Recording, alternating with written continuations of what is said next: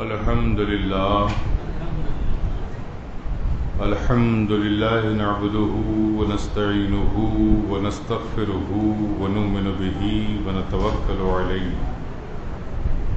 ونعوذ بالله من شرور أنفسنا ومن سيئات أعمالنا من يهده الله فلا مضل له ومن يضلله فلا هادي له ونشهد أن لا إله إلا الله وحده لا شريك له ونشهد أن محمدا عبده ورسوله أما بعد فأعوذ بالله من الشيطان الرجيم بسم الله الرحمن الرحيم يا أيها الذين آمنوا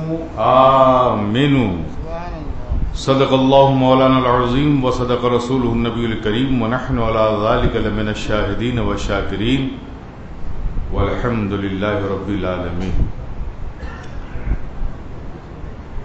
ایک بار درود شریف پڑھیں آپ لوگ. اللہم صلی علی سیدنا مولانا محمد وعلی آل سیدنا مولانا محمد.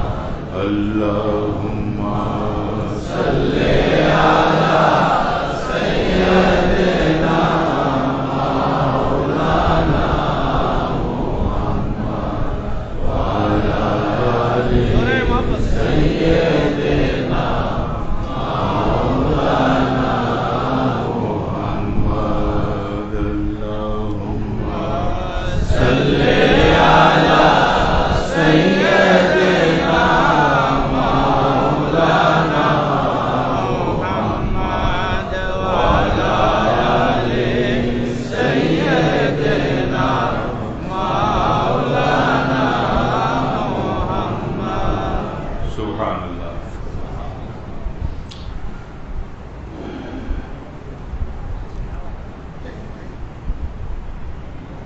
کی محمد سے وفا تو نے تو ہم تیرے ہیں. کی محمد سے وفا تو نے تو ہم تیرے ہیں. یہ جہاں چیز ہے کیا لوح و قلم تیرے ہیں. لا يمكن الثناء كما كان حقه. حضرت شیخ سعدی بولتے ہیں لا يمكن الثناء كما كان حقه. بعد از خدا بزرگ توئی قصہ مختصر.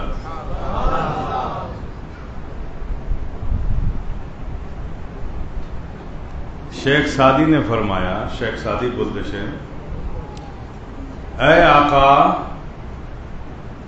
آپ کی تعریف آپ کے حق کے مطابق جو آپ کا حق ہے جیسی تعریف کرنی چاہیے. سمبھو ہی نہیں ہے کہ کوئی آپ کی تعریف آپ کے حق کے مطابق کر سکے. ممکن ہی نہیں, اسمبھو. یہ نہیں کہا کہ مشکل ہے. مشکل میں محنت سے حاصل کی جا سکتی ہے, لیکن جو ناممکن ہو وہاں کچھ بھی کر لو وہ حاصل نہیں ہوتا. کہتے ہیں لا يمكن الثناء كما كان حقه. اے آقا آپ کی تعریف آپ کا جیسا حق ہے جیسا ادھیکار ہے ویسی تعریف کوئی کرے یہ اسمبھو ہے, ممکن ہی نہیں. ہم تو بس اتنا جانتے ہیں کہ بعد از خدا بزرگ توئی قصہ مختصر. خدا کے بعد زمین اور آسمان میں جو کچھ بھی سب سے بزرگ برتر ذات ہے وہ آپ کا خدا کے بعد آپ کی ہے. میرے پیارے بس اپنے ایمان اور عقیدے کو یہیں تک رکھو، محفوظ رہو گے. کنتو پرنتو بٹ لیکن وائی، یہ سب چونکہ جس کی حقیقت معلوم ہی نہ ہو اس کی تعریف آپ اس کے حق کے مطابق کیسے کر سکتے ہیں؟ کون ہے روئے زمین پر اس پرتھوی پر آدم سے لے کے ایندم تک جو نبی کی حقیقت جانتا؟ اور جب تک کسی کی حقیقت معلوم نہ ہو اس کی تعریف اس کے حق کے مطابق نہیں ہو سکتی. ہمیں نہیں معلوم، ہمیں گیان نہیں ہے کہ آپ ڈاکٹر ہیں، کہ آپ پروفیسر ہیں، کہ آپ کسان ہیں، کہ آپ مفتی ہیں، کہ آپ محدث ہیں، کیا ہیں ہمیں نہیں معلوم. تو ہم تعریف کیا کریں گے آپ کی؟ ایک نارمل تعریف ہوگی کہ آپ بہت اچھے ہیں، لوکنگ ویری اسمارٹ، آپ بہت فٹ فاٹ ہیں، یہ سب تعریف کریں گے نا، ایک کامن ورڈز استعمال کریں گے. لیکن اگر ہمیں معلوم ہو کہ یہ عالم ہے، ہمیں معلوم ہے کہ یہ ڈاکٹر ہے، تو اب ہم اس کی تعریف کریں گے کہ آپ بہت اچھے ڈاکٹر ہیں، اللہ نے آپ کے ہاتھ میں شفا دی ہے، آپ کے پاس پیشنٹس آتے ہیں، بڑی امید سے آتے ہیں، اور آپ ایک نرم سوبھاؤ کے ہو، پیشنٹ بہت خوش ہوتے ہیں. اب جب ہم اس کی تعریف جانیں گے تو اس کے مطابق تعریف کریں گے، اور نہیں جانیں گے تو پھر ایک کامن ورڈ سے بہت اچھے ہیں آپ، بہت اچھے ہیں، یہ کہہ کے بات ختم کر دیں. تو کسی کی تعریف اس کے حق کے مطابق تبھی ہو سکتی ہے جب اس کی حقیقت کو جانتے ہو آپ. جب تک حقیقت کو جانیں گے نہیں کہ یہ شخص کون ہے، یہ شخص کیا ہے، اس کا مقام کیا ہے، اس کی اوریجن کیا ہے، جب تک اس کی حقیقت نہیں جانیں گے تو اس کی تعریف جیسا اس کا حق ہے اس کے مطابق نہیں ہو سکتی. تو اب نبی کی تعریف ان کے حق کے مطابق کرنے کے لیے نبی کی حقیقت کا جاننا ضروری ہے. تو کون ہے اس پرتھوی پہ جو نبی کی حقیقت جانا اور جان سکے گا؟ حضرت آدم سے لے کر ایندم تک، یعنی آج کے انسان تک، کس نے جانا نبی کی حقیقت کو؟ اور کون جانے گا نبی کی حقیقت کو؟ دنیا کو گمان تھا، یہ خیال تھا کہ کوئی جانے نہ جانے، لیکن وہ ضرور جانتے ہوں گے جو نبی کے ساتھ بچپن میں رہے، جو نبی کے ساتھ جوانی میں رہے، جو نبی کے ساتھ ہجرت میں رہے، جو نبی کے ساتھ غار ثور میں رہے، جو نبی کے ساتھ مدینے آئے اور آخری آرام گاہ میں بھی نبی کے ساتھ رہیں گے. وہ ضرور جانتے ہوں گے، وہ جسے دنیا افضل البشر بعد الانبیاء بالتحقیق امیر المومنین سیدنا ابی بکر صدیق کہتی ہے. کوئی جانے نہ جانے لیکن مصطفیٰ جان رحمت کے ساتھ یہ سب سے زیادہ رہے ہیں، تو یہ ضرور جانتے ہوں گے، یہ ضرور جانتے ہوں گے. یہ خیال تھا دنیا کو، لیکن جب اس سیدنا ابو بکر صدیق رضی اللہ تعالی عنہ سے نبی یہ کہتے ہوئے سنے گئے کہ اے ابو بکر تم میرے ساتھ رہے ضرور زیادہ ہو، تم سفر میں بھی ساتھ رہے ہو، حجر میں بھی ساتھ رہے ہو، غار ثور میں بھی ساتھ رہے ہو، اور آخری آرام گاہ میں بھی ساتھ رہو گے، لیکن اے ابو بکر یہ ساتھ رہنے سے زیادہ یہ نہ سمجھ لینا کہ تم نے میری حقیقت بھی جان لی ہے. یہ نبی کسی اور سے نہیں کہہ رہے ہیں، ابو بکر سے کہہ رہے ہیں. کیا فرما رہے ہیں؟ یا ابا بکر لم یعرفنی حقیقتا غیر ربی، اے ابو بکر میری حقیقت کو میرے رب کے سوا کسی نے نہیں جانا. یہ ابو بکر سے فرما رہے ہیں تم ساتھ رہے ضرور آتا ہو، لیکن یہ ساتھ رہنے سے یہ نہ سمجھ لینا کہ تم نے میری حقیقت بھی سمجھ لی ہے. میری حقیقت کو کوئی نہیں جانتا رب کے سوا، یعنی میری حقیقت کو صرف رب ہی جانتا ہے، اس کے سوا کوئی نہیں جانتا. یہ نبی فرما رہے، نبی فرما رہے. اب ذرا دوستو کیا نبی نے بات کہی، ذرا غور تو کرو. میری حقیقت کو میرے رب کے سوا کسی نے نہیں جانا. اب رب کے سوا کی ایک لسٹ بناؤ. آدم رب تو نہیں ہے, نبی ہے. لسٹ بناؤ. آدم رب کے سوا, ابراہیم رب کے سوا, شیش رب کے سوا, اسماعیل رب کے سوا, یوسف رب کے سوا, سلمان رب کے سوا, عیسیٰ رب کے سوا, موسیٰ رب کے سوا, صالح رب کے سوا, نوح رب کے سوا, داؤد رب کے سوا, زکریا رب کے سوا, ایوب رب کے سوا, یعقوب رب کے سوا, حضرت اسماعیل رب کے سوا. یہ سب کوئی رب تو نہیں ہے نا, سب رب کے علاوہ ہے نا. آؤ آقا کی بارگاہ میں, اے آقا آپ بھی تو رب نہیں ہیں. آپ نے فرمایا رب کے سوا کسی نے نہیں جانا, تو حضور آپ بھی تو رب نہیں ہیں. کہنا کیا چاہتے ہیں؟ کہا یہی تو کہنا چاہتا ہوں کہ میں کیا ہوں وہ میں بھی نہیں جانتا, وہ صرف رب جانتا ہے.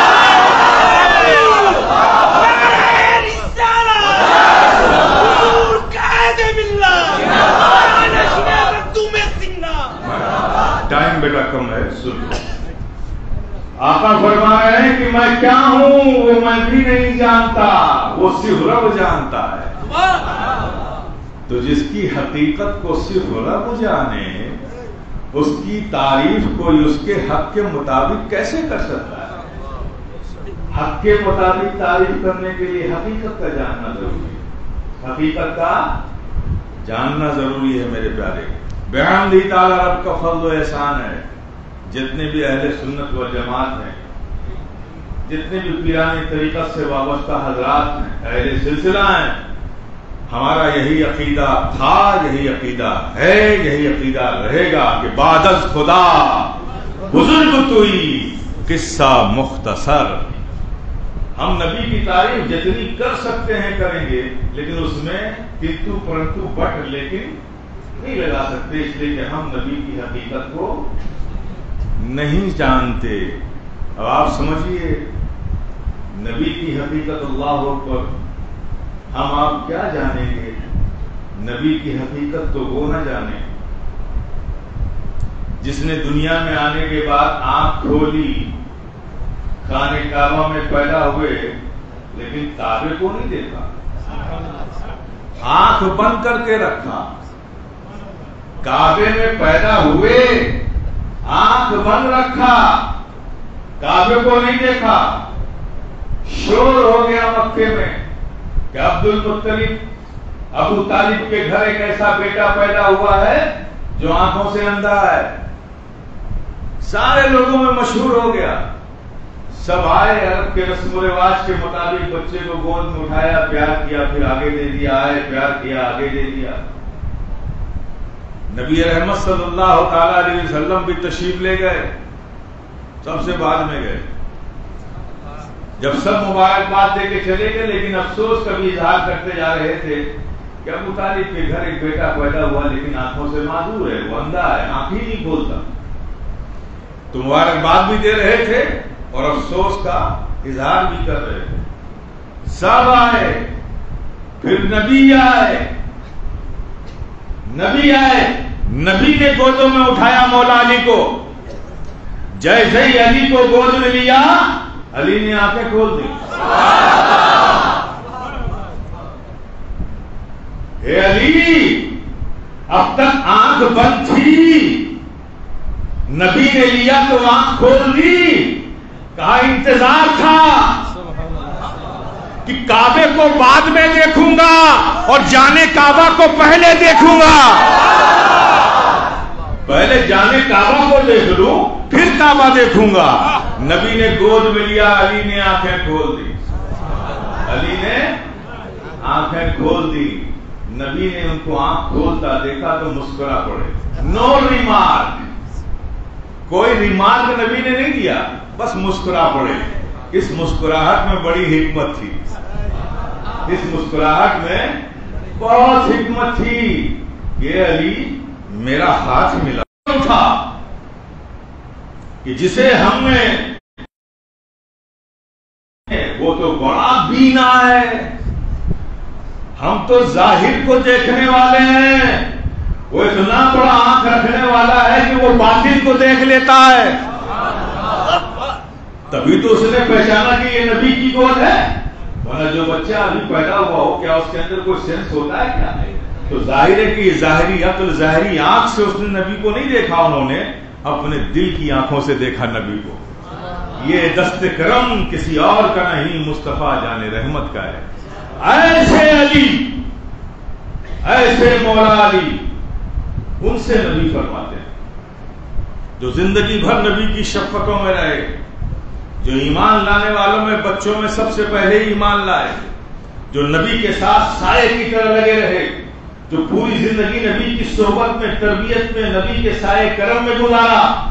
صبح دیکھی، دوپہر دیکھی، شام دیکھی، ہر صبح نبی کی زیارت سے، ہر دوپہر نبی کی زیارت پر، ہر شام نبی کی زیارت پر ختم ہو، ہر رات نبی کی زیارت پر جس کی گزرے، وہ مولا علی مشکل کشا. ان مولا علی سے نبی فرماتے ہیں، اے علی تم نے محمد الرسول اللہ کو کبھی دیکھا ہے؟ دیکھ تو رہے ہیں لوگ مولا علی، لیکن ان مولا علی سے نبی فرما رہے ہیں، اے علی تم نے محمد الرسول اللہ کو کبھی دیکھا ہے؟ اب وہ نبی تھے، وہ علی تھے، وہ علی تھے. سمجھ گئے کہ بات کچھ اور ہے. کہا یا رسول اللہ ہم نے تو صرف آپ کو دیکھا ہے، باقی حقیقت کیا ہے وہ رب جانے. کیا فرمایا؟ حالانکہ یہ حدیث بعد میں آئی ہے، یا ابا بکر لم یعرفنی حقیقت غیر ربی کی، لیکن علی نے تو بہت شروع میں کہا تھا یا رسول اللہ ہم تو آپ کو دیکھ رہے ہیں، آپ کی حقیقت کیا ہے وہ رب جانے. پھر بعد میں نبی یہی فرما رہے ہیں کہ یا ابا بکر لم یعرفنی حقیقت غیر ربی، اے ابو بکر میری حقیقت کو میرے رب کے سوا کسی نے نہیں جانا. تو میرے پیارے، کون ہے اس پرتھوی پر، اس پورے ضلوع زمین پر جو نبی کی حقیقت کو جانے، اور جو نبی کی حقیقت کو جانے گا وہی نبی کی تعریف ان کے حق کے مطابق کر سکتا ہے. اور نبی کی حقیقت جاننے والا صرف ہمارا رب ہے، دوسرا کوئی نہیں. یہی وجہ تو ہے کہ جب کہا جاتا ان اللہ و ملائکتہ یصلون علی النبی یا ایھا الذین آمنوا صلوا، بے شک اللہ اس کے فرشتے نبی پر درود و سلام بھیجتے ہیں. یا ایھا الذین آمنوا صلوا، اے ایمان والو تم بھی درود و سلام بھیجو، اور ایک بار نہ بھیجو. یا ایھا الذین آمنوا صلوا علیہ وسلموا تسلیما، بھیجو اور بھیجتے رہو، صرف ایک بار نہ بھیجو، بھیجو اور بھیجتے رہو، اس لیے کہ اللہ اور اس کے فرشتے بھی نبی پر درود و سلام بھیجتے ہیں. اور جب اللہ نے یہ فرمایا کہ صلو یا ایھا الذین آمنوا صلوا علیہ، ان پر تم بھی درود و سلام بھیجو. اب آپ بھیجتے ہو تو کیا کہتے ہو؟ اللہم صلی علی محمد. کیا کہتے ہو؟ خدا کہہ رہا ہے ہم سے کہ تم درود بھیجو، اور ہم پلٹ کر کیا کہتے ہیں؟ اللہم صلی، اے اللہ تو بھیج دے، تو بھیج دے. اللہ کہہ رہا ہے ہم سے یا ایھا الذین آمنوا صلوا، اے ایمان والو نبی پر درود و سلام بھیجو. وہ ہمیں حکم دے رہا ہے، اور ہم جواب میں کیا کہہ رہے ہیں؟ اللہم صلی علی محمد، اے اللہ تو بھیج دے ہمارے نبی پر. یہ تو بے ادبی ہے نا بھائی. میں کہوں کہ ایک گلاس پانی لے آؤ یار، آپ کہو کہ آپ ہی لے لیجئے، گفتشے ہیں. میں کہوں کہ ذرا یہ سامان اٹھا دو، آپ کو آپ اٹھا لیجئے. یہ بے ادبی ہے، ادب ہے بھی ہے.